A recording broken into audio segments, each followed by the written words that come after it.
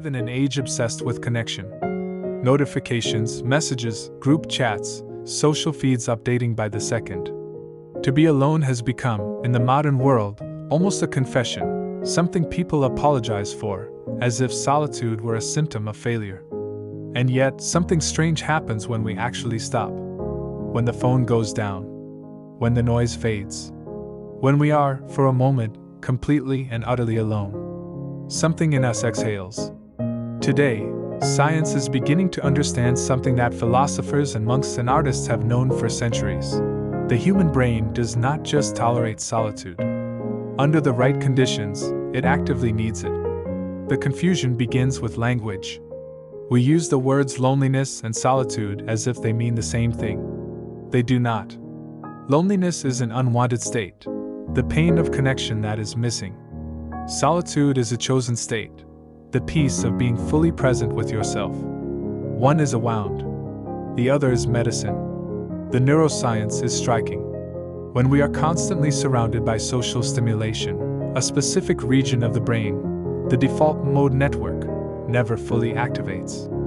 This is the network associated with self-reflection, imagination, and what researchers call autobiographical memory, the ability to integrate our past experiences into a coherent sense of who we are.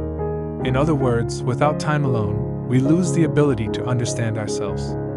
Studies from Harvard, from the University of Rochester, from research institutes across Europe, consistently show that people who build regular solitude into their lives report higher levels of emotional regulation, greater creativity, stronger decision-making, and a more stable sense of personal identity. Not despite being alone sometimes, because of it. The brain, when left without external noise, begins a process of consolidation. It sorts through the experiences of the day. It makes connections between ideas that never had the chance to meet.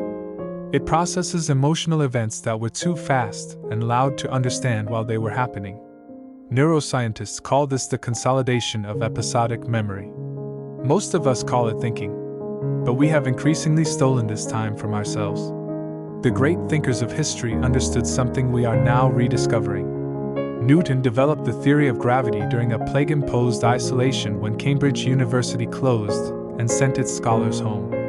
Einstein described his most productive creative state as walking alone, without speaking, for hours.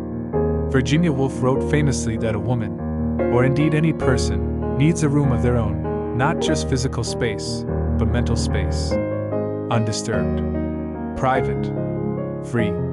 Nikola Tesla spent entire afternoons in solitude, reportedly able to build and test inventions entirely in his mind before touching a single physical component. He called solitude not a preference, but a requirement. What they all knew, and what brain science now confirms, is that the mind is not an engine that runs better under continuous pressure. It is more like a garden. It needs seasons of stillness to produce anything worth harvesting. The pain that many people feel when they are alone, the restlessness, the reaching for a screen, the sudden anxiety, is not evidence that they need more social contact. More often, it is evidence that they are not yet comfortable with the person they are alone with, themselves. This discomfort is worth sitting with. Not because suffering is valuable, but because on the other side of that restlessness, something waits. A quieter mind. A clearer sense of what you actually think, what you actually want, what actually matters to you beneath the constant performance of social life. There is a reason every contemplative tradition in human history, Buddhist, Christian, Sufi, indigenous, has placed silence and solitude at its center. Not as punishment, not as isolation, but as practice. As the foundation from which a meaningful life is built. You do not need to become a monk. You do not need to disappear into the wilderness. You need, perhaps, nothing more than 20 minutes of quiet. A walk without headphones.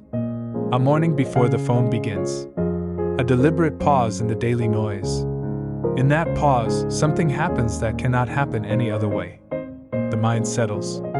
And in the settling, you remember, or perhaps discover for the first time, who you actually are beneath everything you have been asked to perform. The world will always be loud. It will always have more to show you, more to demand of you, more to distract you with. But your own thoughts? Those belong only to you. and they are worth listening to.